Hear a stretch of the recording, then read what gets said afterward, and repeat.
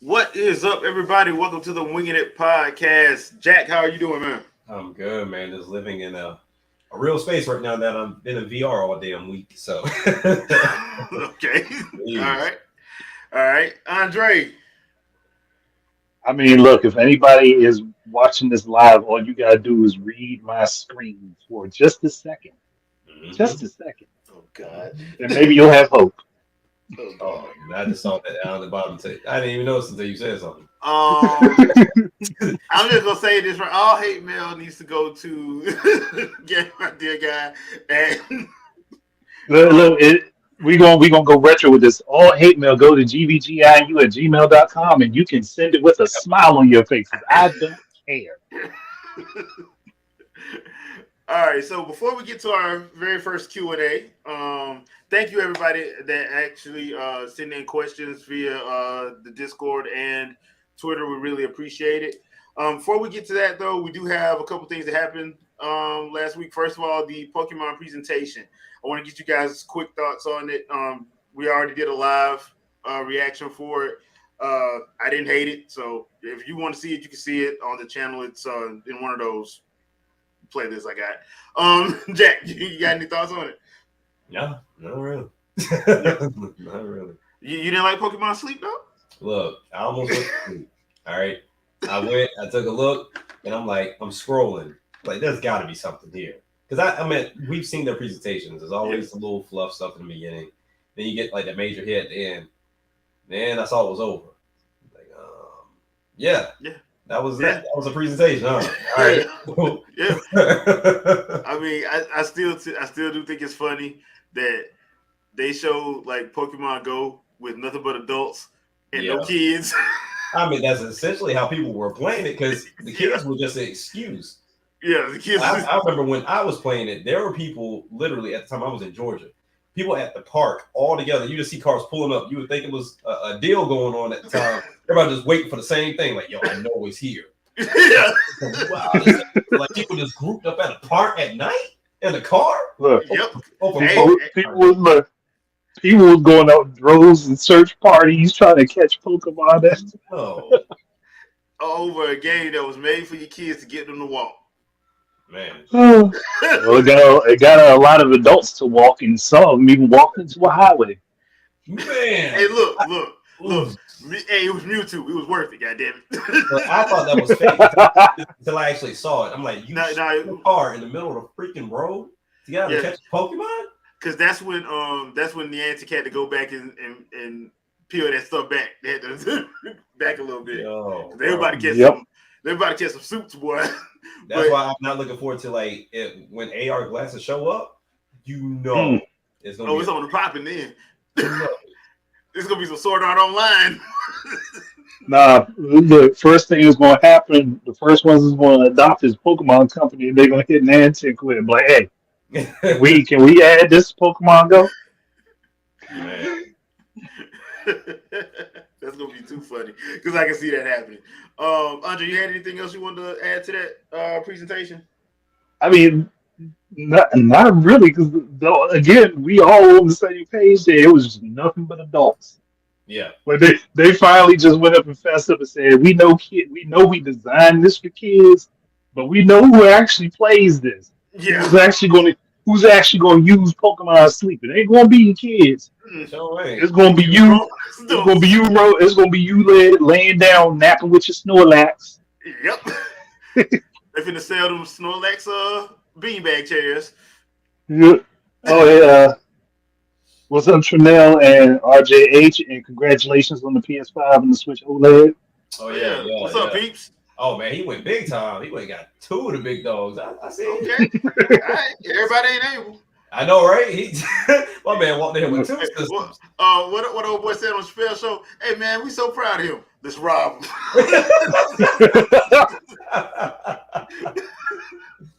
Hey, or either like the other man, he tells them, "Hey, y'all be careful. There's broke people around." Yeah. All right, so we do have two presentations next week. They're on the 9th. One is at 5, one is at 5:30. The one at 5 is the Super Mario movie presentation. Basically, getting the final trailer. So that's basically what's happening. So I don't expect that one to be more than 10 minutes. The other two are what, 8 and 7 minutes long. So I don't expect that one to be long at all. And the Capcom Spotlight one is the next one, and that happens March 9th at 5:30. I expect to see 4. I expect to see Street Fighter 6. Other than that, that'll probably be it. Surprise, because I don't pay attention to Capcom for anything else. I'm just gonna say, couldn't Capcom have picked a better day than to pick the same day as Nintendo? I mean, if you're gonna have a lead in, but they're afterwards though. if you're gonna have a lead in, hey, look, they show they movie first. Hey, people, we still up 5:30. go over to Twitch and YouTube channel. You know, I mean, I don't know why they did that. Well, I mean, if you was gonna do it the same day, I'd have been going first. I'm sorry. Well, I'd have been like, okay, we doing our presentation at 3:00. Well, like I said, the thing is, the Super Mario movie presentation is just gonna be the trailer, so it's only gonna be, it ain't even gonna be 10 minutes. So, I know, but I'm thinking about the media perception and the hype that's going to be on that versus Capcom. Yeah, you got a point there. So I don't know what to expect from the Capcom Spotlight, like I said, except for Street Fighter and Resident Evil, because those are the two big things dropping this year for them. Monster Hunter Rise is already out on Xbox and Sony, so I mean, you already know about that. So I don't know if there's a true surprise there or not. So I have no idea. Capcom was going to surprise us and finally decide that they're going to remake Resident Evil 0 in the Resident Evil remake style. No, if anything, they're going to do Code Veronica as well. They ain't going to leave out Code Veronica. They've been leaving out Code Veronica for a while. They're going to leave that right out. Yeah, they're going to leave it out. Unless they get smart and decide, hey, we're going to do Code Veronica, but we're also going to give you Wesker side of the events. Oh, that would be cool. They ain't going to be smart. That might actually make me pick it up. But they're not going to do that, though, because Capcom's stupid. See, this is the same Capcom. This is the same Capcom that remade Resident Evil 2 and 3 and then took a bunch of stuff out, but then won't go back and just re-release the classic versions complete with everything in them. Yep. Good point. I mean, yeah, you got a good point there. Yeah, Capcom go Capcom, man. Well, Capcom is allergic to money, so. These are the same people who will not re-release God Hand.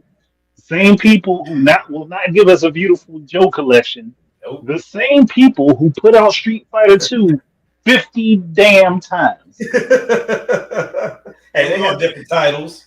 And we're going to do it again, and you're going to pick it up again. Right. You're going to do Super Street Fighter 2 Turbo Hyper Fighting on top of the helicarrier on top of Nick Fury's face ass.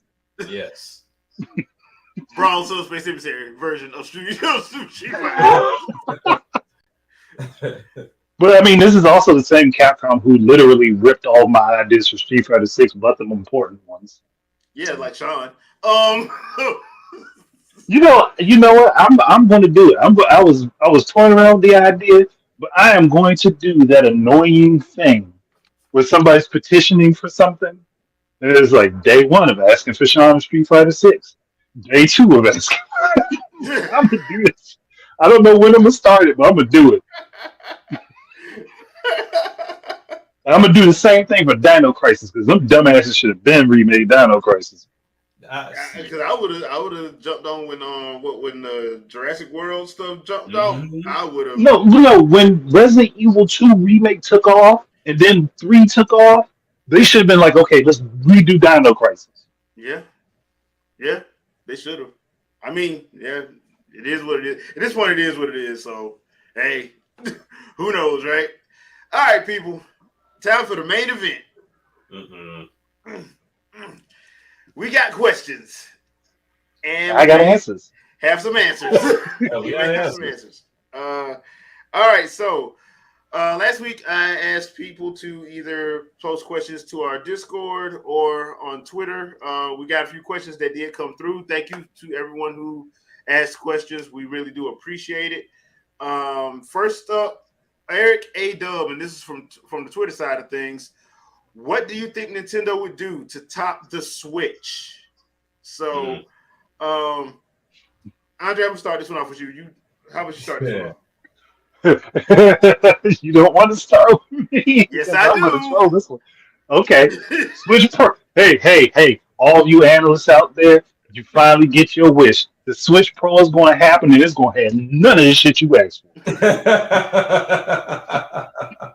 No, but seriously, I think, honestly, if Nintendo to top the Switch, what they're going to do is double down on what the Switch is, but incorporate all the stuff from the actual handheld side of things that made that great, like with 3DS having Street Pass and being able to like trade data in a quick succession just by passing by other people or just by logging on to the internet and getting on at certain times like they did with Spot Pass. If they can incorporate that stuff into the next Switch console and also have it have the step counter that gives you the coins that you can use in games for different purposes, that would be how they top the current Switch. Obviously, on top of that, they would boost performance with better chipset, but that again, that's the obvious thing. But the stuff that makes it better, add in that stuff from the 3DS, redo Miiverse in some sort of fashion. And obviously, it's not going to be called Miiverse again, but reinvigorate that idea and two-screen gaming when you're at home. Because obviously it's not going to work for on the go with the way the Switch is. But when you're at home, if the Switch that the whatever their continuation is going to be, if the dock can play games separately of the handheld device, or you can disconnect the handheld device from the dock and it can still stream to the dock, and the dock can be connected to the TV. There you go. Okay, I'm on board with everything in Miiverse because you know how I feel about the Miiverse. That's just I feel like a lot of stuff that why they implemented that Miiverse should have never left. Right. It shouldn't have. It should have never left because you can't say they don't have the money to keep it going. Yes, you do. All right. So they especially do now that they charge for the damn online service. Right. Yeah. That's very true. Jack, what about you? What do you think? So to start off, what we've always said, I think Miiverse in a different form is coming back now that they have this whole, Nintendo online infrastructure going on right now. To me, also too, I don't think they would have gone as far as labeling it Nintendo Switch Online if they ever, decided to switch the name up of the console. To me, I think they're really going to go the iPhone route.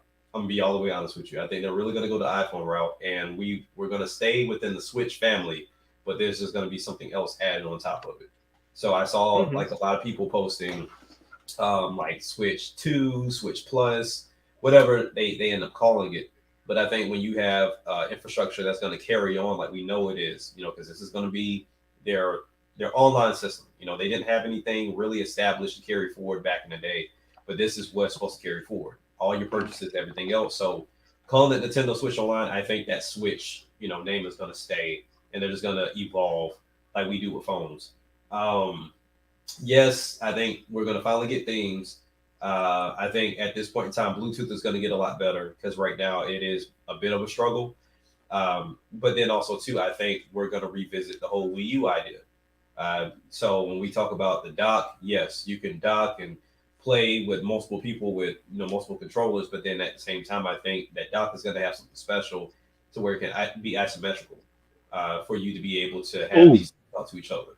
I know how they could do it, and it's the same way the Wii U works, and that's just doing another 802.11 chip in there, doing one in the dock and in the new model, Yep. so that it directly connects to it, and instead of it, and again, it would still work like the Wii U because all the imagery would go to the Switch, the new Switch itself first, and then the rest of it would go to the TV. Right. Same way the Wii U works. So I think that idea has to come back because I think what Nintendo noticed was everybody in the HM was a load of crap. Oh, they were lying. They Oh, were yeah, they both definitely lying. were. They were both understood lying. that. So you come like Jay said, they came and gave you less and you bought it. So now, okay, cool. You bought it. You like this idea. You like this concept of hybrid. Now we're gonna give you back what we did with Wii U, and then we already gave you the Wii U games. So it's like we're gonna come back and revisit this idea, but we're gonna do it better because there were people that didn't like the Wii U gamepad. You know, it was kind of big. You know, as they say, Fisher Price, like in a way. But then I think that's where we start getting those games that a lot of people asked for that we wasn't going to get in the sense of what was it, Xenoblade X? Like, because we know those games, that game doesn't work without the gamepad. Same thing when it comes down to Wind Waker HD. As much as people claim they want that coming over, that's going to be a downgrade to the game. Yep. Yeah, it will be. So now, when you look at all of that. So that's what I think. That's what it's honestly going to come down to. Like they're going to really bring some Wii U in, upgrade, of course, the specs so that way it runs a little bit better, but not stray too far from the pack. Now, in regards to the Joy-Con situation, that one I'm at a loss. I don't know how you do that. I don't know how you fix that. My only guess is this next one is just like the Switch Lite, where it's a one piece, one body situation where you don't disconnect it. And if you want to use Joy-Cons, you can go buy them. But we're not giving them to you this time around. We'll give you possibly a dedicated controller, but we're not giving you two separate controllers this time. I can see that. All right, so Shadow Fox. I can see it going that way too. So Shadow Fox, the question is, what do you think Nintendo would do to top the Switch? Really, they don't have to do much. They typically do something different every time, but we saw what made Switch happen. Everybody says is, hey, you know, the fact that it switches and it fits with your life and all that. The whole focus was that you get Nintendo games on the go, and in addition to that, all of Nintendo's focus is specifically on one platform now. So you get all of the heavy hitters that were missing from Wii U that were on 3DS and DS and GBA to some extent, where there was this huge split between console and handheld. Now they were all under one roof, and he froze. Going to continue to whatever hardware they have going forward. They've got one unified software development kit that they're using for whatever they have.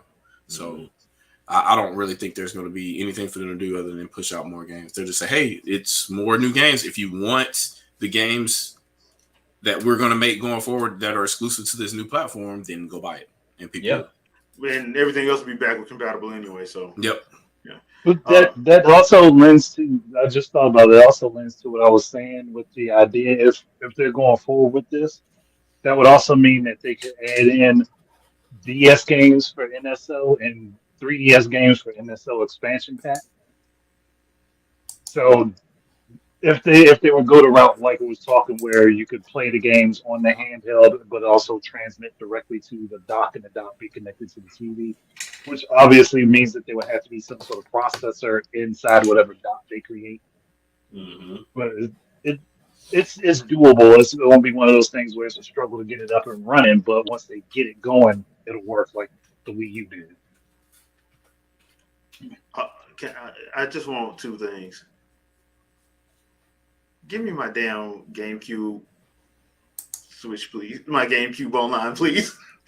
Please give me. I mean, look, that would come along with that. Please give me that. You're getting $60 games, sir.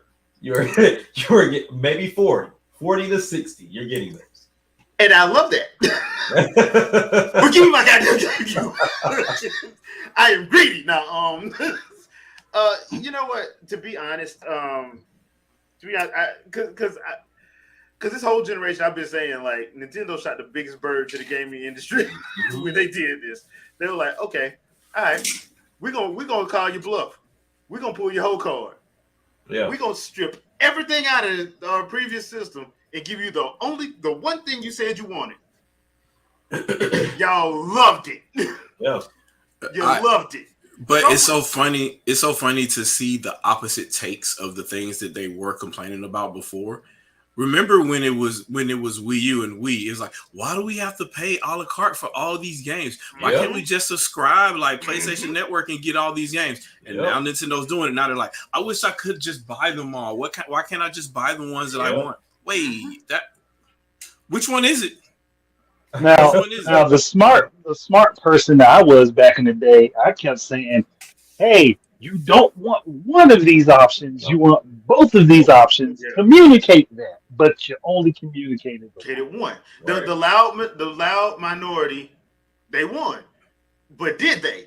Because because basically, like I said, Nintendo basically just said, okay, we're gonna give y'all what y'all asked for. Whether I'm online or offline, I can turn on my 3DS. I can turn on my Wii U. I can turn on my Wii and play all the old virtual console games on them joints. Yep.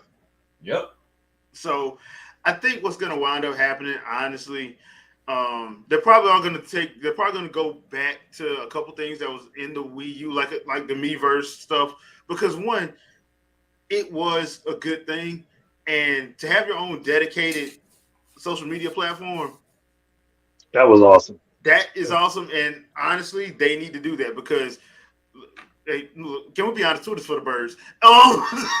Twitter's just for the birds. Yeah. So I mean, it is a bird, so it's kind of self-evident in the logo. So yeah. So I think they'll probably go back to doing that. And the one thing I actually hope that they do is I think it's time to upgrade the Miis a little bit. I mean, we've had the same design for the last 15 years. Well, listen, caveat to that. Caveat to that. They got arms and legs now. No, caveat to that. We can't have the Slenderman Miis that we got for Switch Sports. Can't do that. Well, I mean, make them a little bit shorter. Well, my thing is like use the ones like the Mii things for Smash, like that. Yeah, do that. But not them Slenderman looking Miis. Not them. No, you don't like those? Hell no. Their limbs are too thin. Yeah, way too thin. So, all right. So the next question, we got the next two questions come from Jewel Ryder. This is from the Discord. So first question up is, and this is a two-parter. Which game type do you think is needing of a revival? And are sports games monopolized, or is there a variety? Before we get to the revival one, the sports game one is the easy one to answer. Yeah, that's super. Yes, they are. They are monopolized. If you are talking about simulation sports, more arcade sport type games are not. They're more, but those are the indie type games as well. Mm-hmm. So you'll find the variety there. But if you're talking about simulation sports, yes, they are monopolized by EA, but for no reason. But the thing is, in the NFL, the NBA, PGA, NHL, they all sign contracts with EA. Yep. So to be fair, it's a business decision. It's a contract. So that's where we're at. That's why it's good for the companies, but bad for the industry. Situation. Yeah, it's good for the companies, but it's bad for the industry. Yeah, for sure. Like when you look at these simulation sports games, I get it. You know, they come out on an annual basis. You're not going to have too many changes to them, not for real. And I don't know. Like, I mean, they always get bought. They're always pretty much at the top of the sales charts. So I'm not quite sure why the microtransactions came into play. I really don't. Outside of businesses, just but because if we being honest, their advertising budgets blew whatever they made. Because you got to buy, you got to pay for Kevin Hart, you got to pay for Colin Kaepernick, you got to pay for Marshawn Lynch. But that's their fault. Yeah, but that's what I'm saying. I don't know why they used to do that, but the same thing happened with Infinity War and Activision. The reason why Call of Duty budget started getting ridiculous because you getting Sam Worthington and Michael Cera and Dwight Howard to show up in the daggone commercial in a 30-second commercial for 5 seconds. Now, for anybody that's played 2K in its entirety, it used to be to a point where you didn't even know who the artists were that they had in the soundtrack. Like I would look at some of them like, who the hell is this? Like I would maybe know one or two people, and then as time went along, you'll see like Ron Artest in there from time to time. You'll have like sprinklings. And then when they was like, oh, Jay-Z produced one, I was like, oh, here they go. Yeah, that's what I'm saying. Like they're not doing it for free. Jay-Z ain't doing this pro bono. Like I said, great. I mean, he ain't doing it for the love of the game. Yeah, no, I mean, great stuff. Don't get me wrong, but at the end of the day, I'm not like I don't need you to do all that. And if it's a good game, you don't need it. Remember, you had to pay Spike Lee to write that story. Right, twice. Horrible ass story. Twice. You had to pay him to write that. So I mean I think that's one of the reasons why. One of the main reasons why. Yeah. And I have. Sorry, that was part of my song. I really did read the frame data. I have. The bad thing is, because me being who I am, I have given a couple times how they could fix this issue. For one, they would retain the value of the games for a longer period of time. Two, they wouldn't have to waste as many resources on redeveloping every year. Three, they wouldn't have to waste as much money on advertising. And four, they could still make money off of the games, off of the used market once people buy them used, because they would have to pay to update the rosters and add in the extra features. Yeah. I mean, remember the online codes? Remember in the 7th generation where if you buy a game, like you had to have an online code. So if you could buy the game used, but you had to pay additional money if you wanted to play the game online, because they knew you bought it used, you didn't buy it brand new. Because back then the server costs were tied to the sales of the game, and they weren't making any money because people would buy the game one time and then give it to their friend, and they weren't making enough money. Yeah, I mean that's why stuff goes up all the time. So I mean, Source games are monopolized to an extent. So all right, so which game type do you think is needing a revival? Now, for me, this would have been the side-scrolling beat 'em up or brawler, but for the last few years, we've seen a revival for that. They started coming back. Those started coming back with a vengeance. So I'm not gonna say roguelike because reasons. There's too many of those right now. Yeah, way too many. So Shadow, you got one? Now that you got me on the spot, probably no. The only thing I can think of is probably more action adventure type games. There seem to not be too many of those. Everything is like, if it's going to be action adventure, it's third person over the shoulder Gears of War. We need like action adventure where the combat isn't somebody holding the left trigger to aim a gun. Just more like OG Tomb Raider. Adventures of Cookie and Cream, like just something to where you are jumping, running, and exploring, and your combat isn't based on aiming down a reticle. Okay. Also, something where you develop the story and not the story develops you. That as well. Mm-hmm. To do that, you need good writers. Jack. For me, I kind of have to go with my favorite genre, and that's platformers. I thought it was slowly coming back to where you had A Hat in Time was doing his thing, and then Ukulele was popping up here and there. Mario has always been there, but it's like the platformer. Well, Crash made a comeback, so that was big, but it's just not enough at this point, because I mean, really, when you talk about long lasting, Mario's still here. I don't know if there's going to be another Crash, because they seem to be going in a different route with this new game that's coming up. Hat in Time, I hadn't seen that game in years. So Ukulele kind of ran its course. What Freedom Planet 2, I guess you can kind of count that too, but honestly, there's not a lot. And platformers used to be the thing to do, and I love platformers, especially when you add puzzle elements into them, trying to find ways to traverse around levels. I love platformers, but I think that needs to have more of a presence than what it does now. You think it's because of the way Sonic changed? Because in 3D you can't really do what he does. Right, exactly. Yeah, but then Mario with Galaxy and World, and Odyssey, they kind of. Yeah, you can if you put some time to it. The thing with those is that the core elements of even though people don't want to admit this, the core elements of every Mario platformer are still the same. Yeah. The You can still difference do the same things in 3D that you do in 2D in Mario Mhm. versus Sonic. The- You can't just race to the end of the stage, and No, because there see- has to be something to block your progress in 3D. Yeah. yeah. So with Sonic, 2D Sonic was about his momentum. 3D Sonic became focused on his speed. Yep. People don't understand the difference between those two things. You can't do a momentum based Sonic the same way in 3D as you could in 2D. Yeah, I think You that's can what's do missing. it. You can do it, but it would take that you would be able. It would take and require that you be able to see almost the full field of the game in order for you to be able to do it properly. And that's the major problem with 2D. You can do it because everything's right there on the screen, and Mhm. if your reaction sounds good enough, you can avoid everything. 3D, you wouldn't be able to do that. It would almost have to be on rails, and then Yeah, and that would suck. yeah, Yeah, and you no, have to yeah. choose to Well, slow down if you want to. No, technically that wouldn't suck because they did do it with Sonic and the Secret Rings and Sonic and the Yep. Black Knight. Well, in the So, Secret Rings, there's it a- sucked. In the Secret Rings, it did suck. In Black sucked. Knight, Well, that was okay, but that was the first. That was Yeah. the first iteration of That it. was So first you gotta give it a Black Knight, pass. it was cleaned up and polished. And Secret Yeah, Rings, that's what. that shit was horrible.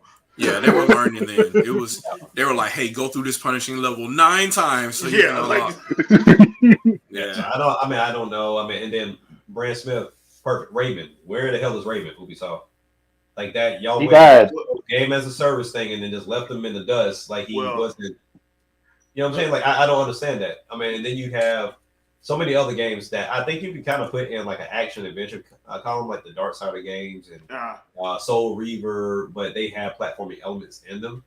But yeah, I mean, honestly, I think that's a genre that gets slept on, and just really trying to break your neck. And then Celeste is like the key one for me. Like Celeste came and killed it. You know what I'm saying? Like having to be able to traverse through all those levels, had a great story.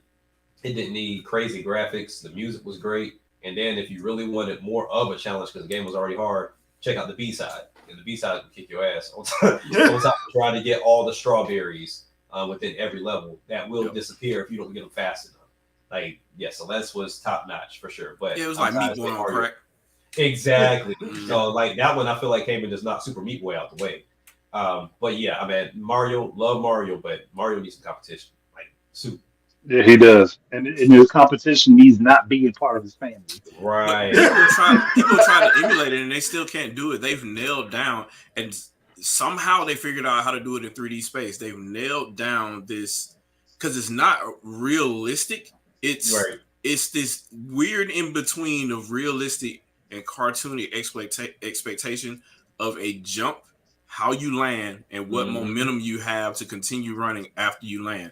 Like, nobody else has figured this out. And then if you look at what other developers have done going from 2D to 3D, it wasn't the same. It wasn't the same smooth transition. Like what you expect playing Super Mario Brothers 3 for the first time and then going to play Super Mario Brothers 64 for the first time is exactly what you think it would be in 3D space. And I don't like nobody else has gotten that right. I don't know what the answer is, to be honest with you. I think I know what the answer is. Naruto run. The Naruto run. The Naruto run. That's what it was. The Naruto run. Now, my last statement on this though, I would say another company needs to come in and bring something immediately because if Nintendo finally gives me what I want and Donkey Kong goes to 3D and pulls it off, it's over. Donkey Kong. It's over. It's over. The screwy thing is Retro could be working on that too. They could. Yeah. And I'm pretty sure they spent probably 2 years on just the jump mechanics dealing with Nintendo. Right. And that's the crazy part about it because 2D, I feel like Donkey Kong has cleaned it. Like I don't even choose Mario over Donkey Kong 2D. So if it comes in that 3D space, oh man, yeah. And the funny thing about it is Retro could pull it off They because could. they're working hand in hand with Miyamoto and his team. So it ain't a situation where it's like they're not going to be able to figure it out because they gonna figure it out.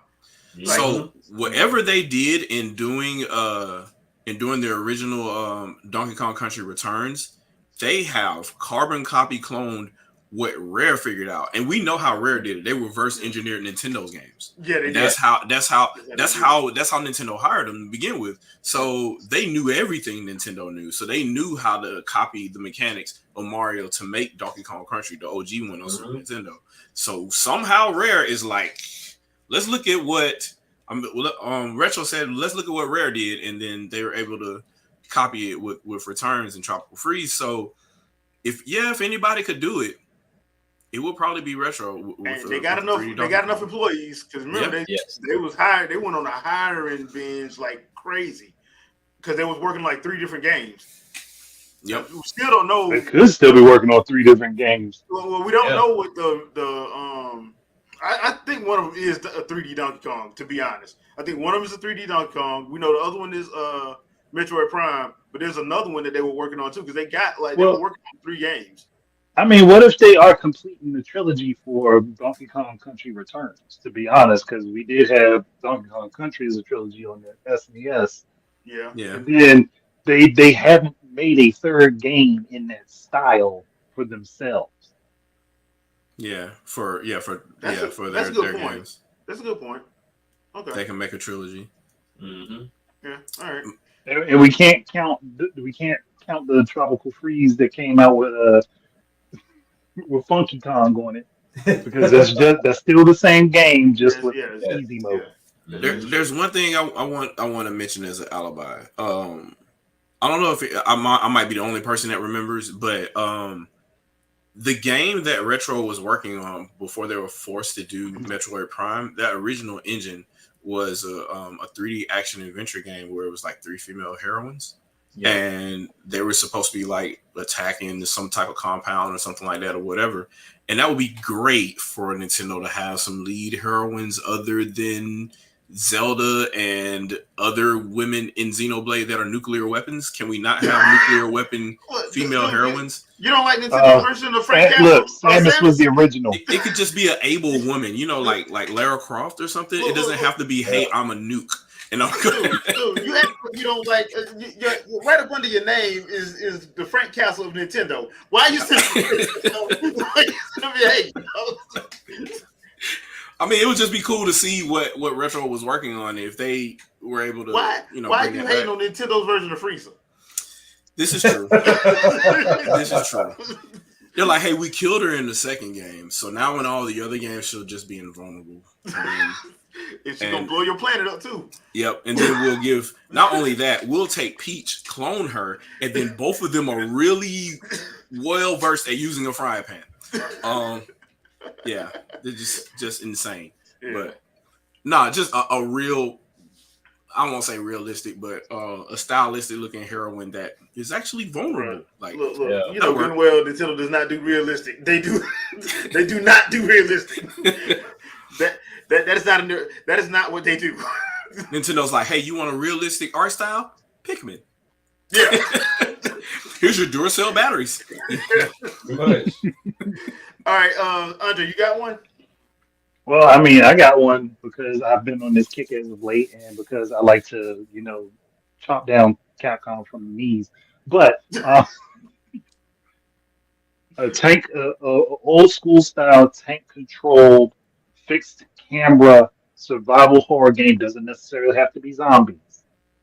Please, God, no more remember when Resident Evil first Crisis? Disaster Day of Crisis? I'm just no, that was still 3rd person.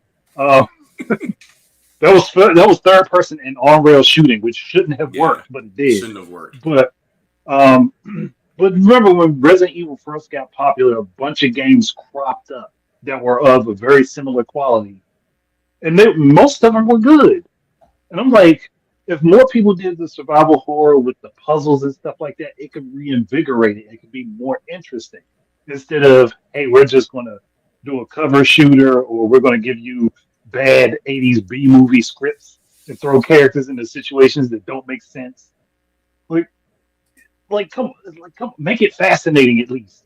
If you're going to make me have to traverse a mansion, and this mansion has all these different passageways, I want the puzzles to figure out how to unlock these passageways with maybe some critical thinking inside my scary mansion.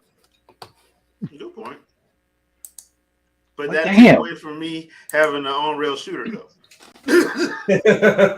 I mean, you have. I mean, hey, look, they can still. So you can, That is another thing I wish would come back as more on-rail shooters. We really don't have a lot of them anymore. Yeah, we don't. I mean, because that was going to be one of mine. One of mine was whatever happened to the light gun on-rail games. Another one, since I've been playing a whole lot of Team Asano's HD 2D stuff lately, I would not mind seeing. Okay, I know that Contra game that came out a couple years ago sucked, but Hardcore. but How you gonna call hardcore in this week? Contra 4. Just do Contra 4 again.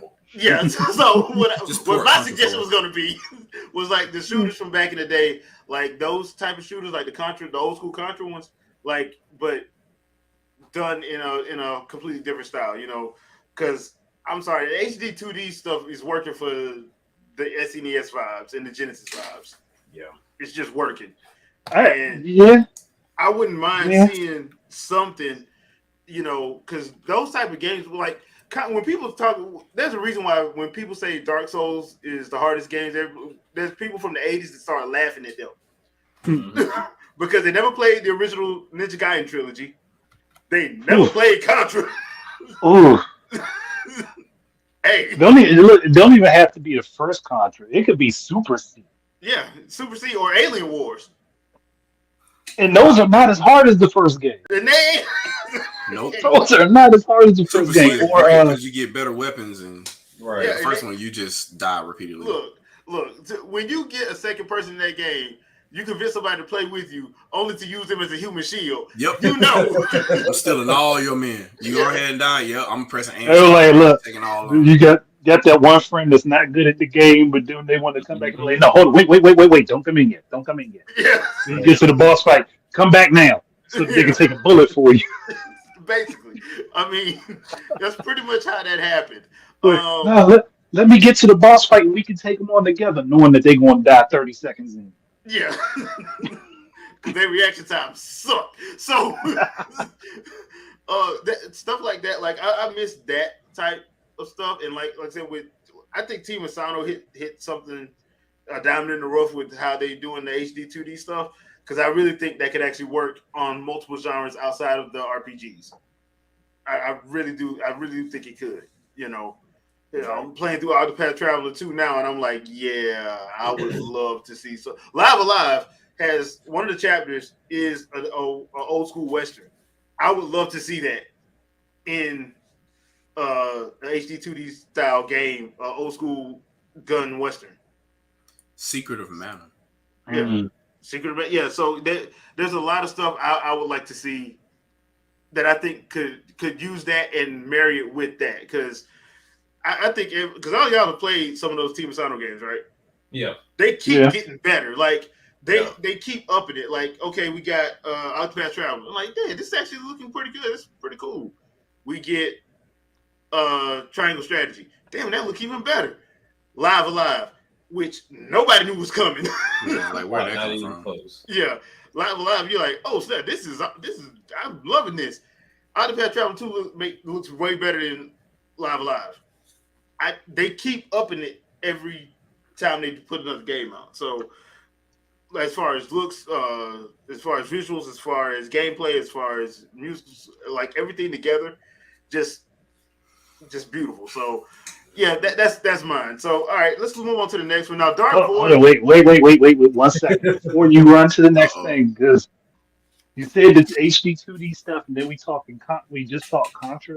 Mm-hmm. But HD 2D was Contra gameplay style, where you have stuff in the foreground and the background attacking you at the same time. Yeah. I would be for it, and then there would be no Dark Souls comparisons. There'd be, you saw the new Contra 3-layer Contra game? Nah, that's the hard one now. Right. Then you have David Jaffe getting mad because the design isn't perfect. Yeah. I really believe he was the user that created Why Can't Metroid Crawl. I think he was the guy. It was him on Miiverse doing that. Probably was. I wouldn't be surprised. All right, so I mean, look, if David Jaffe's bad at the game, that just means it's going to get more popular. Pretty much. All right, So we got this question from Dark. Well, we already answered the first part, but we can't answer the second part of the question. And this is coming from Twitter. So he asks, could the next gen Switch introduce a 4 or 5G model? I would say yes if we're talking Switch Lite. Mm-hmm. If you're talking something like Lite, I would say yes if that was the case. But I don't think people are gonna want to pay for it. Mm-hmm. If we're being honest. So it depends on what that price point look like. So the Vita was the answer to that question. The Vita was the answer to that question right there. Mm-hmm. Do you want something where you have to pay a mobile carrier to continue playing the game online? And during that time, there was supposed to be, I think didn't they partner with AT&T? That was what they were originally proposing. It was AT&T and it was somebody else after that. Yeah, and it was AT&T and then it was AT&T and Sprint. Yeah. How long did that last? I'm wondering. I know it wasn't long. I would like to play devil's advocate here, just quite simply to say it was too soon for it to be done. Just like the Vita was too soon to be taking console games on the go. Right. Yeah. So just hear me out for all the people that say, hey, we need to have voice chat built into the Switch, which it is. We need to have voice chat built into the Switch. But then would say to me, when I say, okay, well, if we're doing that, why don't we have a SIM card in the Switch? Because we can just use our phone. So, as a current victim to this scenario, my car fell victim to this not too long ago. 3G is no longer available. It is dead now. Due to Verizon and all the other carriers agreeing to say, let's kill it for this other band so we can make more money because it costs money for this 5G band, so we need to kill the old ones. Right? What then happens to your device? Correct. So now you've got a device that you've paid for and you've paid for a subscription or whatever, and you can no longer use it in that way, and you've been accustomed to playing it everywhere online. Now what do you do? So I don't see Nintendo subscribing to that, knowing that could be the future for that device. Well, I can see them doing it for Japan, but it'll be Japan only because Japan. It will only be Japan because their network would never go down, or they would come up with some type of update to where you could update to the latest. You would have I don't see that happening in Europe or North America. I don't see it happening in Europe or North America. No. I'm just gonna be honest. I mean, anybody with 5G phones right now, for me, I don't know about anybody else. I've been in plenty of areas that says 5G ultra wideband, full bars, and the shit moves slower than my 4G. Yeah. I don't. I'm not understanding why. I don't get it. But either way, I mean, even if you look back at the Vita, I always agree, Vita was ahead of its time. And then even when you look at from the 3G aspect, I had a 3G version for AT&T, but I think honestly, I had the short stick of the deal because I was in Alaska at the time, and the service there was already trash. That was not going to work out there. And so it worked for certain areas, but nonetheless, I mean, when you look at going with that type of service and making it to where you may have to tie to one carrier, I think that's where you kind of start separating your crowd. Well, and at the same time, too, when you talk about having a constant connection, I mean, once again, you kind of go back to now I'm paying for two plans. It's already bad enough to where we have phone plans, we have watch plans, we have tablet plans. It's getting ridiculous. But I mean, I could see it possibly happening, all because when you go into Verizon right now, they're selling Xboxes. You can get an Xbox through Verizon right now. Now it has absolutely nothing to do with Verizon, but it's just something that they do. I just don't think it's beneficial to go that route in the event that I don't see or know too many people that play on the go and don't have either Wi-Fi or they don't use hotspot. It's too easy to just tether your phone. Yeah. But and that's pretty much if you have a new the phone, and if you have a new phone, you have a hotspot. Yeah, that's true. What it is. But that's the whole point that I'm making with the bandwidth thing. Direct bandwidth is a lot better than utilizing a hotspot and sharing bandwidth. For sure. But then also at the same time, I'm not talking about having a dedicated carrier. I'm talking about just having the SIM card slot, so you can choose to put your SIM card in there and be on whatever carrier you're on, and maybe even just utilize the plan you already have and just add a line. If there was ever an option for Nintendo to do anything like that, that's probably the way that they would go. Right. Yeah. They would just Not say, having time to run. Yeah. Don't blame me. Choose your own adventure. Yeah, just have the slot be there and let you choose to use it if you want to. That's all I'm advocating for. I'm not saying, hey, go to different mobile carriers and have a specific plan. Now, So obviously, somebody would do other that. problem is going to be the radio, though. So the radio will have to be removable in some way, shape, or form, because in the future, when 6 gigahertz is no longer a thing, or 700 megahertz is no longer a thing, that's no longer the band that these carriers are using for you to connect through, and it changes to 7 gigahertz, or it goes back to 900 megahertz again. Now that radio doesn't even see, it's fixed. Like, it doesn't even see that. You either have to flash the BIOS on it or you have to buy a new chip. So they will have to figure out a way to either future proof that, working with carriers, or just say, hey, look, you run your own risk of this, that this device may be void because you're buying this model or whatever. So if 5G is dead within 3 years, don't look at us. So I mean, at that point you still have Wi-Fi. True. That still works, but then that's the same. I mean, that's the same situation with the Vita right now. So it's just please don't be a Vita. That's the whole goal. Be better than a Vita. Please be better than the Vita.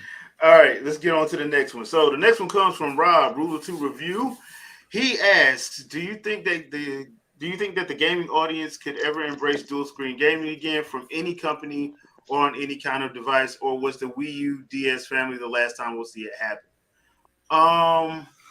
I say yes, it could be, but it depends on the gaming in general, because the whole thing, I think the Wii U and 3DS would have been fine if the major gaming media would have not acted like they didn't know what it was.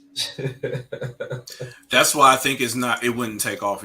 I think it wouldn't take off by the media for that reason, because they would have to hold an L. I think it would this time around, because they lost so much damn money. This time around, they wouldn't be like, they wouldn't go out of their way to pretend like it didn't happen, or to pretend like it sucks and it's garbage, because they lost a crap. Dude, game trailers ain't here no more. Yeah. Nope. IGN, the only thing that saved IGN was the advertising, because they didn't have that. Yeah, they would have been gone too. When Nintendo decided to pull away and start doing directs and Treehouse Lives and all that, and they wasn't getting that. And then Sony and Microsoft said, hey, hold on, they saving money. And Microsoft like, wait a minute, we got the Microsoft Theater. Yeah. G4 died twice. Yeah.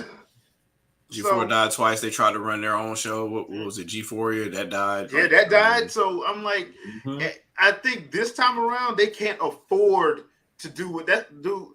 Shadow, our good buddy, Brian Altano. Yeah. All that revisionist history he was doing. Man. All that revisionist history he was doing. He just be brapping, man. Brapping about the future. Acting like he don't know what's up. Hold on, guys. We got to do something right quick. Hi, Vicky.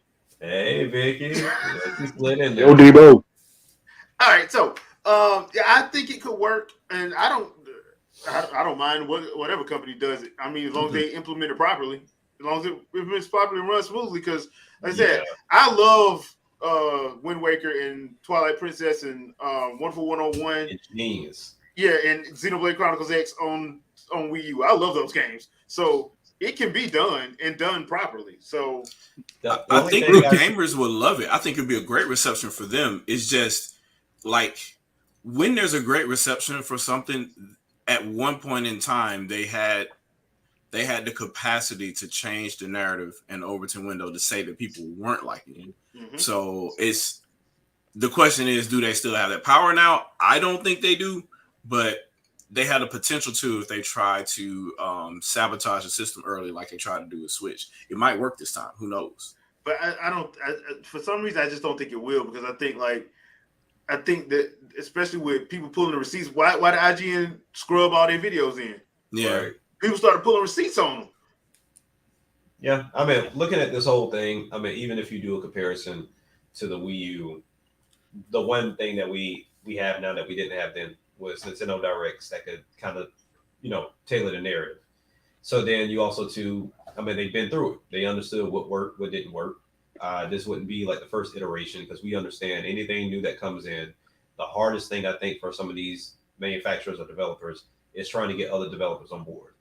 Because when you start looking at HD Rumble, you look at the haptic feedback with the PS5 or even the 2 screens or whatever, developers don't jump on that quick. Like you'll have a few that might take a shot and do something really cool with it. But as we go further into the generation, most just drop it. Like they don't use it.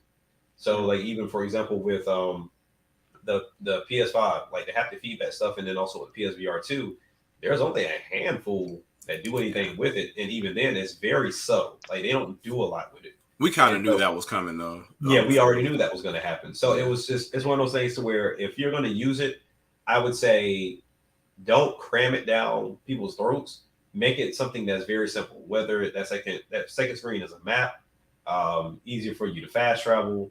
Looking at like your equipment within your backpack, whatever game you're playing, like make it very subtle. Don't do to where it's like two things going on at the same time for the same game. So I think that's what's going to draw people away. But people don't understand like that. Something simple as that, like we mentioned about Wind Waker. Something as simple as, okay, we just move this here and move that there, and then cool, you straight. Zombie U, same thing. You're looking out at the screen because that's the whole premise of the game anyway. It's not paused. You're looking down, you're doing your arrangements, and then you can get attacked at any point in time. Yep. That would be amazing. But yeah, I mean, I think it would be embraced, but depending on who it is, like if PlayStation does it, it's gonna be loved regardless. The Last of Us would have been a great Wii U game. Exactly, like The Last of Us. Imagine doing that in the Last. Don't say that, man. You're gonna get us there. Gonna cancel. Oh hell no! No, The Last of Us would have been a great Wii U game. No, you know what? Let's replace The Last of Us with the medium because that does the split screen thing. Yeah. Mm-hmm. That would be better. Yeah. Not Last of Us. You're gonna get us canceled, man. Don't. All hate mail needs to go to shadowfox@gmail.com. Oh, that's where it goes anyway. Yeah, that's where it goes anyway. But yeah, I think it could come back though. I think honestly it needs to be there because we do need that next leap within gaming. Because as much as I'm a fan of it, VR ain't it. And plus, I want my Miiverse back. Right. I mean, we gotta find that next jump. Graphics has never been it. Mm-hmm. So you just kind of have to be like they have to do that next thing that's going to really take us forward with gaming. And screw graphics, art style is always the superior choice to work with. Always. Man, you know good well you trying to get us canceled too. God dang, man. But I would. It's the next step. Watch. Here's one thing. Here's one thing I would like to add. If we go back to dual screen gaming, can we kick Ubisoft in the nuts hard enough to get a Zombie U2 that has multiplayer? Man, Yeeves is trying to make sure people don't walk out on him right now. Right, I'm about to say they got bigger problems right now. Like, that's the least of their issues. Yeah. He's trying to get people. He's trying not to get bought out. Yeah, he's trying not to get bought out and convince everybody to stay at work after he pissed them off. Right. You don't want that Twitter issue that Elon Musk had the first couple of weeks. He fired everybody. Then realized he needed him to come back. I mean, but what would be a better way than to go ahead and revive something that you claimed you weren't going to put more money into anyway that you already did? You ported it to Xbox, PlayStation, and PC, and didn't do squat on either system. Yeah, the diddly squat on any of those. The best selling version is still the broken version for the Wii U.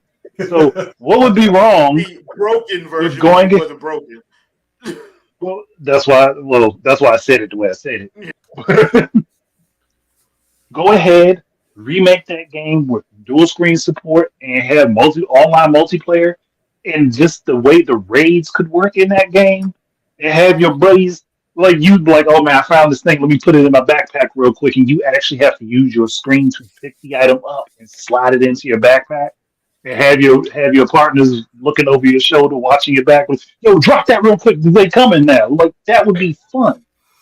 So, technically speaking, my problem is making this implementation work is rough because Wii U already had it right. So, what you'll have to do is go above and beyond what Wii U did, and that's kind of hard to do with today's current technology. Right. So, Bluetooth is only so fast. 5G, as far as a 5 gigahertz signal, is only so fast. And you're not putting Wi-Fi 6 in a handset just so you can have faster bandwidth locally. That doesn't make any sense. So repeating what Wii U does, given what Switch is right now, because the first thing you're gonna want to do is you want the gamepad to be, how can I say this? You want it to be logical. You don't want it to be brain dead like it was. There was just one ARM processor in there, and it was basically doing nothing. And there was a little bit of NAND flash in there for whatever ROM that the gamepad was running. I guess at some point they wanted to do updates on it, but it never happened. So if you make it a thinking device now it's got a processor in it, it's got its own GPU in it, and all this other kind of stuff. You've already added to the cost to it, and you're going to include latency because now you've got local rendering happening on that device instead of it being copied from the main device or whatever. So now they got to be in sync, and now you need bandwidth fast enough to make sure they're in sync. That creates a whole host of problems. We were all thinking before, like, hey, yeah, you can just take a Switch and another Switch or a Switch Lite or whatever, and the Switch Lite becomes the gamepad. Well, it can't work as fast as Wii U did for those reasons. So how do we, technically speaking, how do you get that to work where anybody that's played Wii U before, they don't become disillusioned because there will be latency. It's not going to be the way it was. Like Wii U worked because everything that was happening on the gamepad was rendered before it was rendered on your TV. So by the time you looked up, everything caught up. There's no disassociation for you. Yeah. Versus if you have a Switch, it's running in real time what's there, not ahead or before what's on your TV if there's another device in sync with it. So there's going to be a little bit of loss there. So how do you, I don't know if Nintendo could do that technically speaking, unless they just repeat Wii U again and you give you another dumb screen.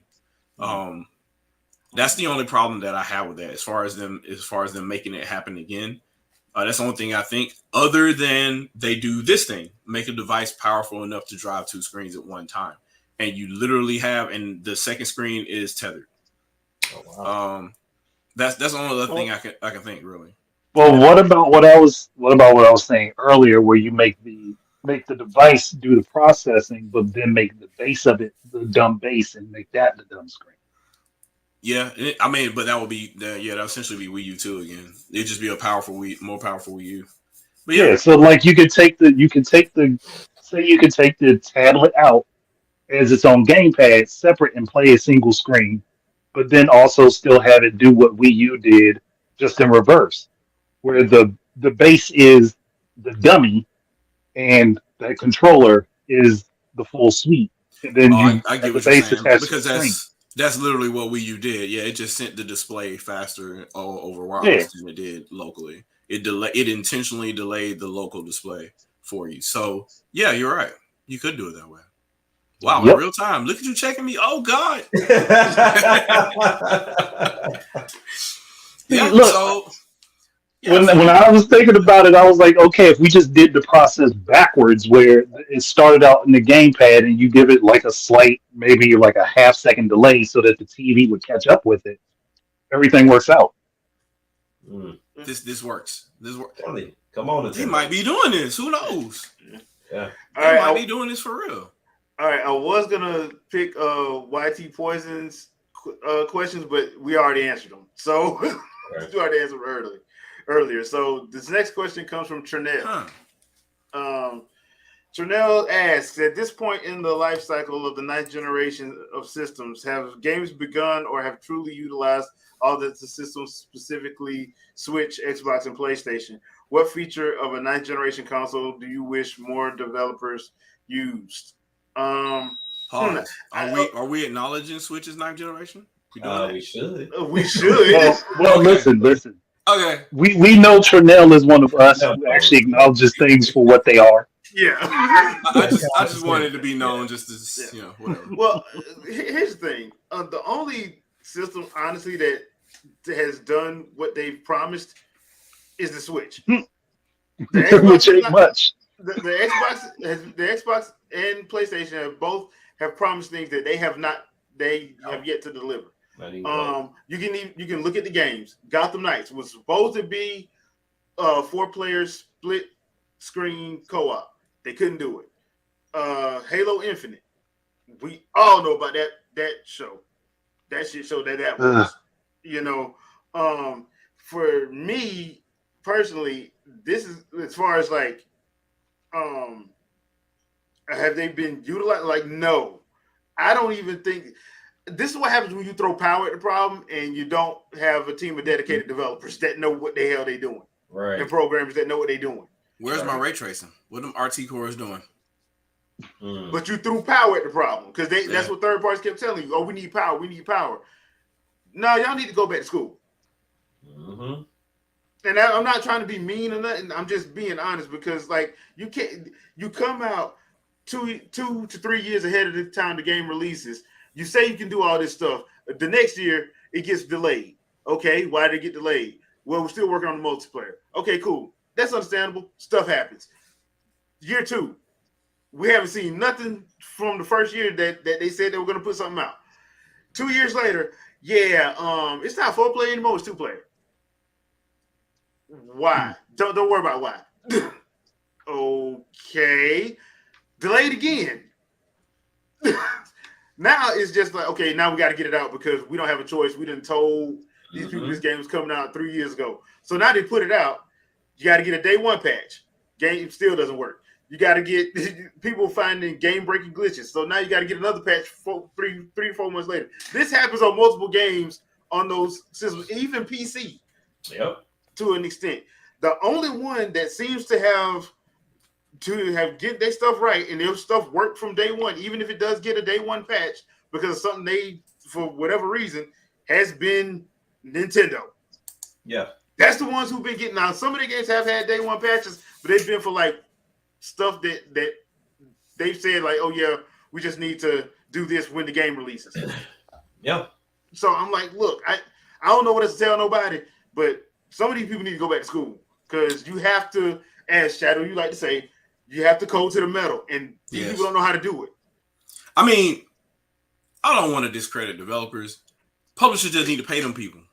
That's what it is. The only reason why I'm discrediting them is because you can't keep doing this and not get some of the blame for it. You can't. They don't want to speak up, and I think, and I get it because if you speak up and we're doing crunch and the project's on the line, and we lied to the people, but we don't care because they'll buy it anyway. Yeah. And you're scared of speaking up because during a milestone meeting where you got to meet the milestones, they're like, oh, well, we could just fire you then. Yeah. Bye. And we'll hire somebody else to replace you under crunch. Yeah. So, but I get it. I get it. A lot of this stuff, too, though, is drag and drop. It's not like you're not coding. You're not programming. You're not coding it to the actual system. You're not doing that. You're dropping in objects, which bloats your code out.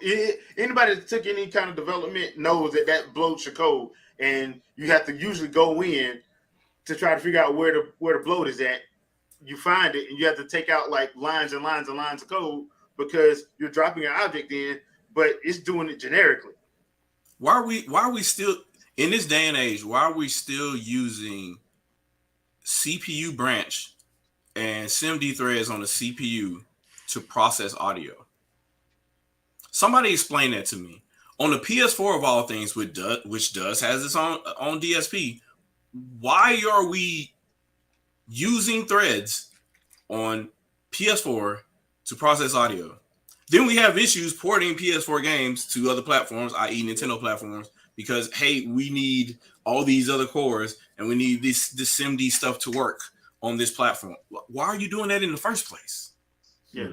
But nobody, when these developers are interviewed, when these publishers are interviewed, because no developers are really in interviews, it's usually PR guys or the managers or whatever that they're actually interviewing. And they like, well, I'm the developer. You coded any of this? No, I just told people that were coding to do. Mm-hmm. Okay. So if they were sitting in front of it, the first question is, why are you doing that? Like, if there's a DSP there that's supposed to handle all of the audio, that means you have a string of code that points to the DSP and say, hey, run this line. And then it does it. And it sends you a result. And then you go, okay, write it to RAM and then send other stuff. Like, what are we doing? This is the type of stuff I'm talking about. And I don't understand that. Well, it needs to be 3D audio. The DSP knows where all the channels are. Mm-hmm. Why are we that right there? Just that. We're talking about just audio. We haven't even drawn a pixel on the screen yet. Those are the kind of things that frustrate me when you talk about like developing a game or porting a game or whatever, and you talking about you have issues. Like, the issue is in the original game. Why'd you write it like that? That makes no fucking sense. That's why. Excuse my French. Sorry, well, that's the thing. Like, I don't get. That's why. Like, I've never understood this. Why Sony and Microsoft are so damn reliant on having to tell people what their specs are. You know, the people don't know what you're talking about, and that doesn't help you. Look what Wilson put in the chat. That's what he says. The past few gens have been all about brute forcing games. Like, yeah, that's it. Yeah. If you got a PC, cool. If you got a PC, cool. That's fine. Yeah, you're used to that.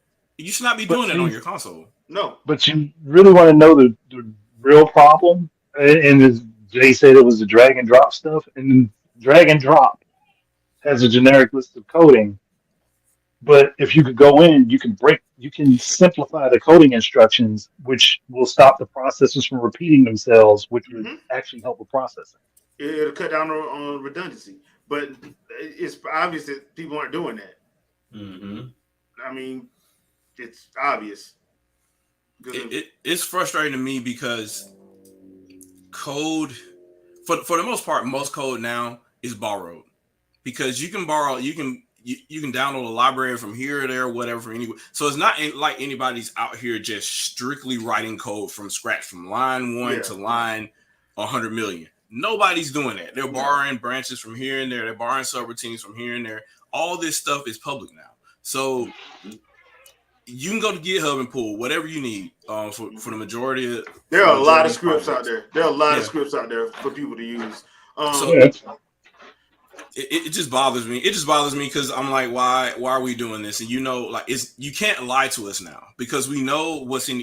There's nothing secret about any of these systems. They're basically PCs now, and we know every aspect of them. So why would you do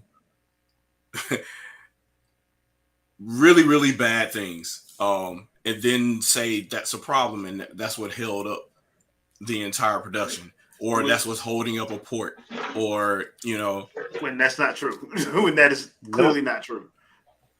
There's actually a guy who's modding Super Mario 64 that I follow on YouTube, and he got the game going from 20 frames per second to 60 frames by just eliminating code that was useless. Wow. To the game. And he's also got higher res textures in there where the game almost looks like it's HD. And it's still a 480p game. Yeah.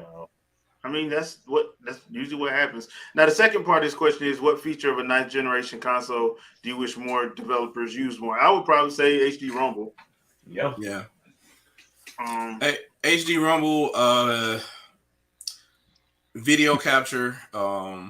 Across all platforms, actually. Longer video capture across all platforms, not the 30-second or a minute or whatever. There are too many third-party games that don't support it on Switch. There's a couple of first-party games that don't support it on Switch, and like PS4 and Xbox One is just random. It's like, oh, well, I can't capture that, or there was an error. Like, what? And then it happens at odd times. Like, it'll let you take your screenshot, but it won't let you record 45 seconds of the last 45 seconds of a boss fight. With screenshots you just got. So yeah, and yeah, we get it. Buy a capture card, right? Because how broken was it in 8th generation? We get it, but come on, man. Which like, I did. A couple of seconds for a Twitter clip like that should be easy to do. Yeah. Mm-hmm. But you know what feature I think all 9th gen platforms should have that one of them is missing?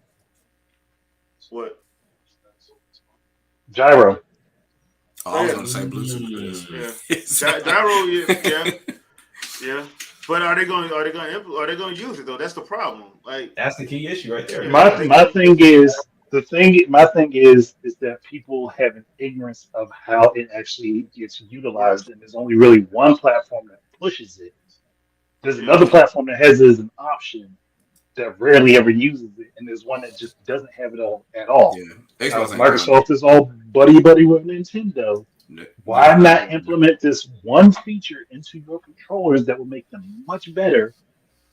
Microsoft is like, you want gyro? We sold you Kinect. Go get your Kinect. Yeah, I like this comment that Legend of Josh put because the performance mode is always makes me laugh.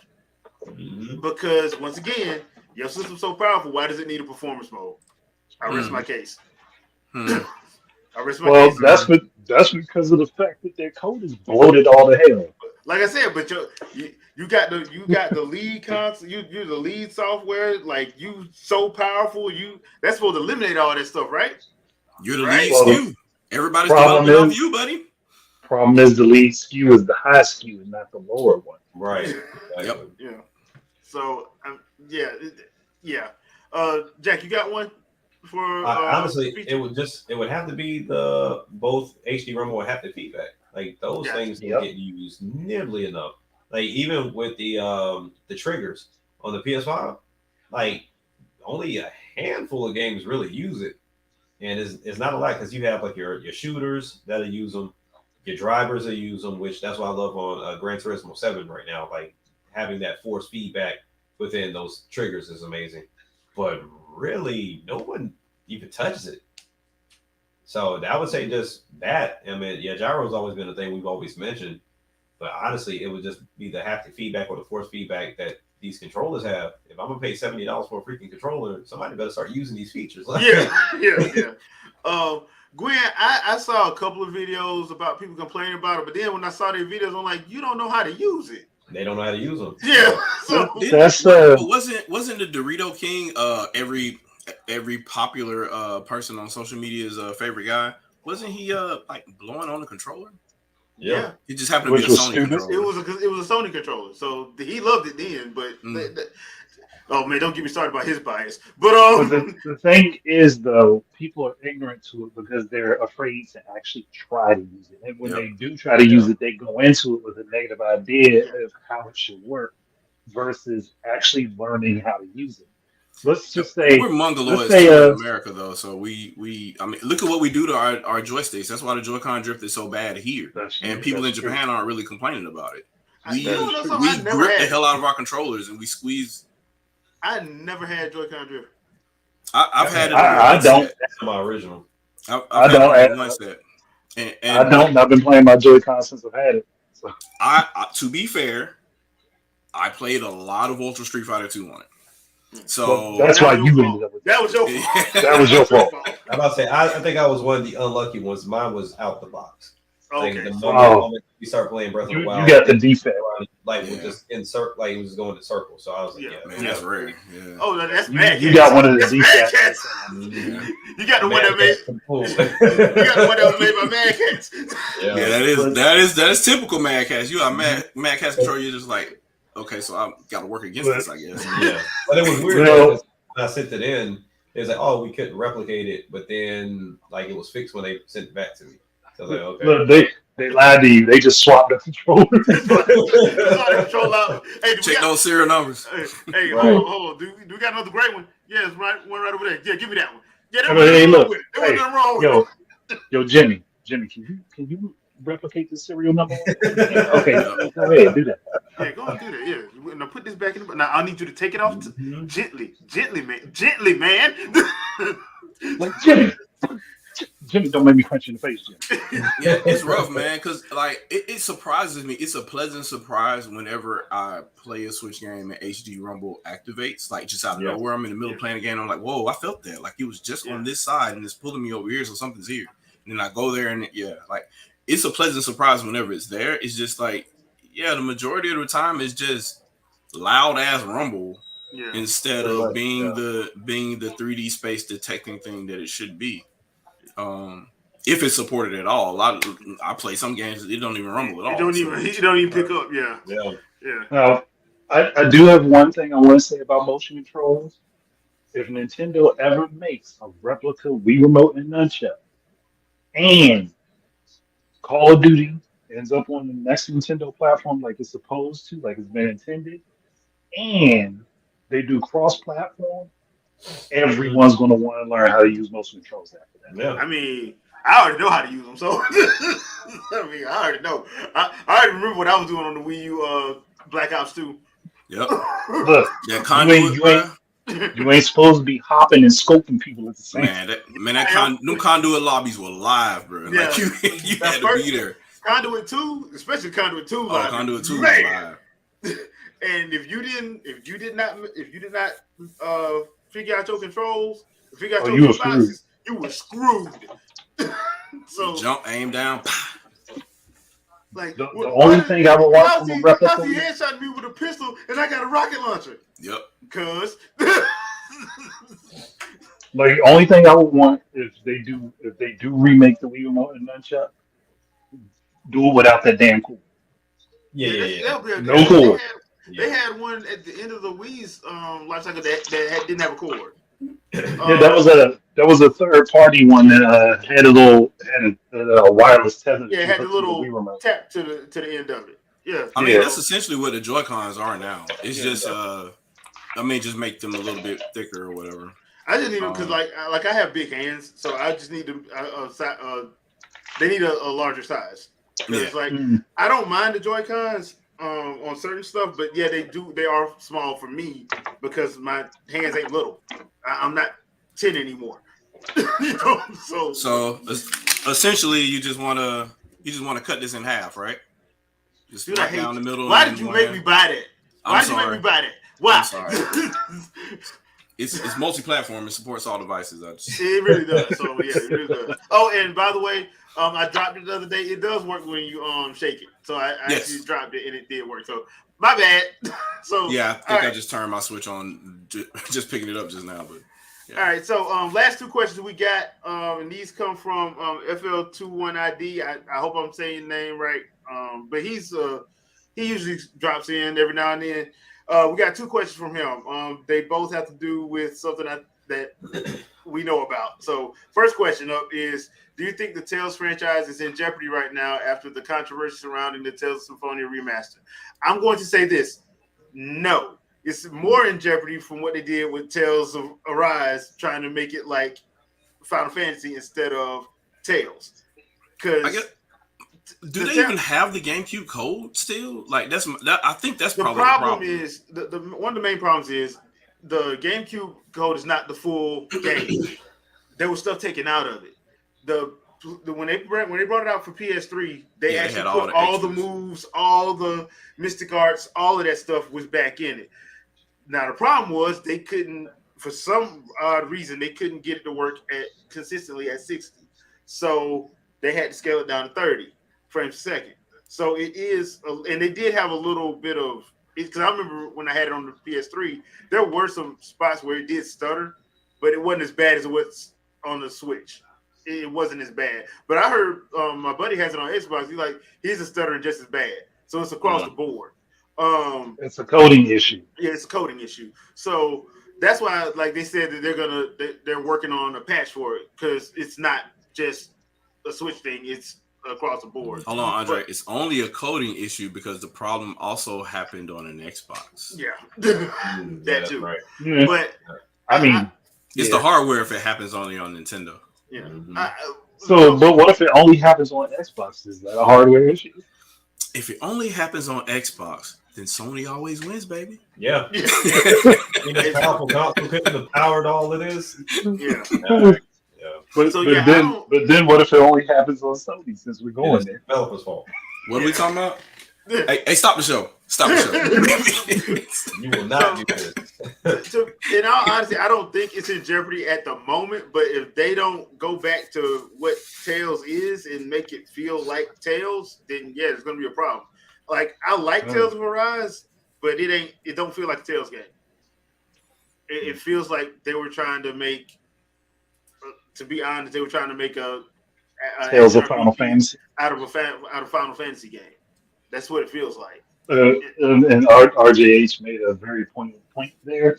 Final Fantasy is kind of not being Final Fantasy itself. Yeah, and that's a whole other 3 hours of podcast. So yeah, Square over there, like, hey man, Xenoblade look good.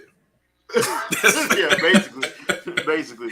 But I mean, is it really a controversy? They just shouldn't have. They just should have quality tested it before they put it out. Yeah. They didn't quality test it. They just Thing is, I think they did. They just couldn't get the results they wanted. And they had a time frame. They had a crunch. So yeah, so they had to get it out. So I mean, I get that. Now the second one, I think this is gonna be a fun one. What are our thoughts about Luminous Productions being absorbed by Square Enix after Forspoken? Bye bye. That's it. Game over, son. It's over. I think that engine's dead now too. That engine never freaking worked. Yeah. That's why I'm like, why were they trying to make it work? It didn't work on Final Fantasy 15. It didn't work on Kingdom Hearts 3. Why are they trying to make this damn thing work? Like, I don't know what they want to make money off of it. I don't know what the issue was with that engine, but that's crazy. That Didn't they pay Capcom to try to use the engine for a game too? Weren't they I- making like some type of dragon game or something? They threw it in the trash. I don't know. They even tried to get other developers to try to use their engine. Was that Deep Down game? I think so. I think it was supposed to be using the Luminous engine. And I think that was a majority of Capcom employees that were staffed to do it. If you develop an engine and you can't make it work for your games, what makes you think somebody else going to use it? That's a problem. That's a huge problem. And especially when it's already been proven to like suck money up, because that's what it did with Final Fantasy. Like Final Fantasy, so that came out. Well, Final Fantasy, back then it was called 13 Verses. That's what they came out in the PS3 360 era. This is painful. I mean, that's why I was like, Do I even want to? Yeah, Gwen. I think that's what they used it for, but it was originally it was supposed to have been used for Kingdom Hearts 3 as well as it turned into 15 but they couldn't get it to work. That was one of the reasons why it stretched out the game thing stretched out for that long. Like it was in development hell because they couldn't get it to run. That was one of the first things I remember reading about it, because it was like they were trying to get it to run. Because I was wondering like why it was taking so long to come out, like Kingdom Hearts 3, for example, and that was one of the reasons, because they had to go back to Unreal Engine. Right. I'm kind of curious though. Is the main thing that happens with the game engine when you build it from scratch is that it's usually being built for the purpose of a game? Custom. I'm kind of curious. Did Square just build the engine and then try to force the idea of the game in it instead of building the engine around the game? I think that's what happened. When you build an engine because you ran into a limitation of your previous engine, like that doesn't bode well. Because wasn't it supposed to be just a custom engine? Yeah. So originally they were using the custom engine in the house, and they couldn't do something towards the end of Final Fantasy 13 when they were working on it or whatever, right? And they're like, hey, this is an issue, let's address it. And so they decided to build a whole new engine from scratch, I guess, to address just that one thing and not game design as a whole. And here we sit. Yeah. And that was that. Yeah. So did Forspoken flop really? Because I haven't been paying attention to that one. Yeah, Forspoken is bad. Final Fantasy 15, did that eventually sell over 5 million? I think it did eventually. Because remember they did all that DLC and expansion with like Assassin's Creed stuff and that Tekken kind of crossover, kind of. Yeah. It wasn't a crossover, but y'all know what I mean. Like, So that might have been a moderate success there. As far as a Luminous engine game they actually sold. Yeah. I mean, well, considering they only did like 4 projects with it, but yeah. Okay, so Jack, this question is probably going to be for you, and it came from Vicky. So, Oh Lord, when are y'all playing Force? Never.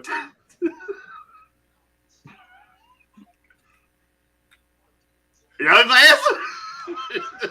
yep, that game exists. I'm glad it came out. You know, I thought it was going to get pushed back. You know what I mean? Like I saw it get pushed back here and there, and saw Vicky actually playing it the other day, and she was having a lot of fun. And I don't want to take that from her.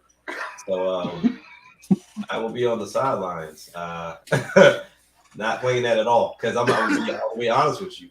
Because like most people ask me too, like, oh, how is Resident Evil Village on VR? I'm not doing that. Like, so, and that's with VR. So if I'm telling you flat screen, I don't do it. I'm damn sure not doing it in VR. So yeah, that's not happening. So the Push Square blog said Final Fantasy 15 sold over 10 million copies as of, I guess I was in 2022. Okay. But Well, like I said, that makes sense. Though. Yeah, that was a long time because that game came out in 2017. Yeah. Well, But remember, it sold 5 million, I think, day one. So and that one then it dropped off. Yeah.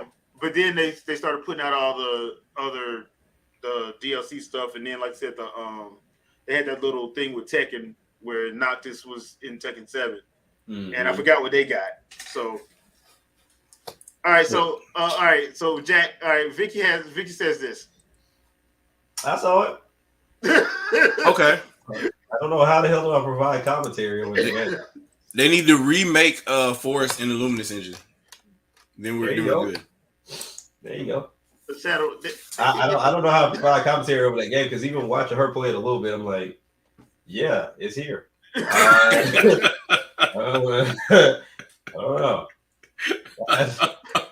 Look, I get it. People love survival games, and I don't ever knock any genre. Just because I'm not in it doesn't mean that people don't like it. It's just it's there. It's there. Vicky, you do a great job. I can't come and give you a mediocre performance after you do such a great job. So I can't do that for your fans. You have a dedicated platform. Oh my you God. have great fans. They come, they show up. Professor White. They do all that. I don't want to shit on that. Did this man just give a political answer as a no? Yes, he did. Yes, he did. It's a long road to Congress, okay? You gotta kiss these babies. You gotta shake hands. You gotta shake hands and kiss these babies. You know what I'm saying, man? They don't kiss themselves, man. The foreheads are just there, ready for the lips. You gotta kiss the babies, right? You know what I'm saying? So I mean, it's just like me coming in and just really messing that whole thing up. It's crazy, and I see the dedication that comes from our fans. And for me to come in, Bill Clinton the hell out that question. Imagine me talking about the game, giving commentary, and I don't know nothing about the game. Like, oh, well, what's this? What's that? I don't call nothing by its proper name. You know what I'm saying? I can't do that to you. You got a strong fan base. When you're done with the commentary, Jack, we could all live stream Disney Infinity. Just Disney Infinity 2.0. Yeah, which none of the figures really work, but that'd be great. Zero, you are correct. You are correct, sir. 100%. Survival games, horror games. I'll say it right here, right now. I am a complete whole bitch when it comes down to those games. I don't. Oh gosh. I am cool.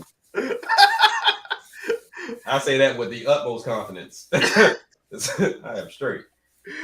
All right, so that does my questions. Thank everybody in the chat. Thank you guys for joining. Thank everybody. If you provided a question and you're watching, thank you very much. We appreciate you for giving us some questions to answer on our very first Q&A. Shadow Fox, anything you want to pimp out? Shadowcast coming Wednesday, 7 p.m. Be there. All right, Andre. I don't know. I think I want to pimp Jack's answer is its own separate video. God. Hey, you my guess. Yeah. Running for U.S. Senate. Running for U.S. Senate out of Florida.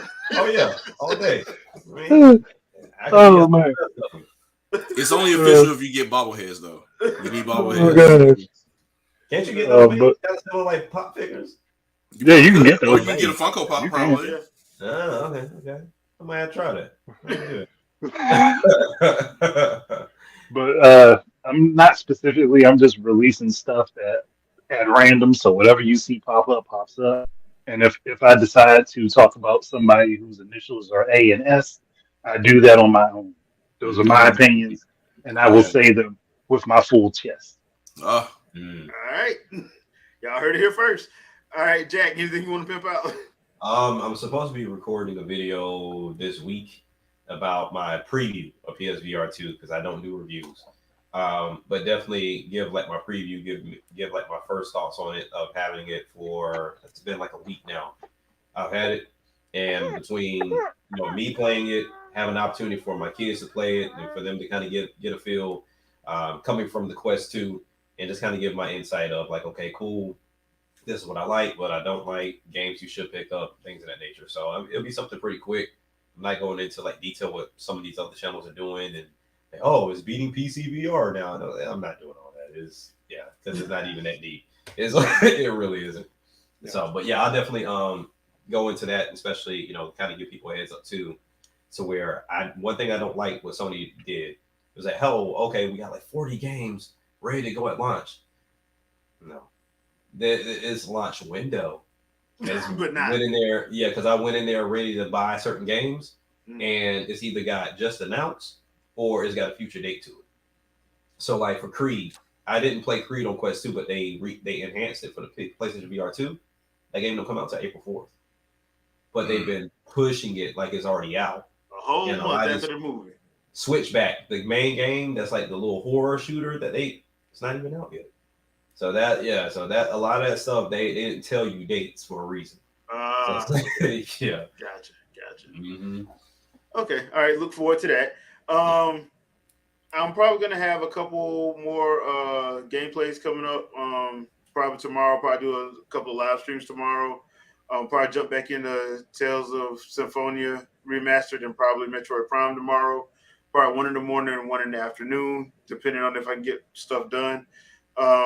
I did do a gameplay because I was just needed something to do, clear my mind today. So I did a gameplay of Octopath Traveler 2. I did the Ochette chapter because I just found her and added her to the team. So the squad's rolling deep now. I just got to go pick up everybody else. So check that out. I also did a fresh take with Vicky this morning. We were back for Mandalorian season 3. So we have a chance. Check out our thoughts on episode 1. Those will be Sundays at 11 a.m. So watch the episode. Come watch us review it. And other than that, we'll see you guys next week. Once again, as always, thank you guys for watching, supporting the channel. We really do appreciate it. Don't forget to like, share, subscribe, follow, all the other good stuff. And we will see you guys next Sunday, 7 p.m. Eastern Standard Time. Peace out, people. Peace. Go Steam Day. Quick reminder. Perfect Dark coming out NSO May 22nd. No, it's not. Perfect Dark. Let's go. And here we go. Yep.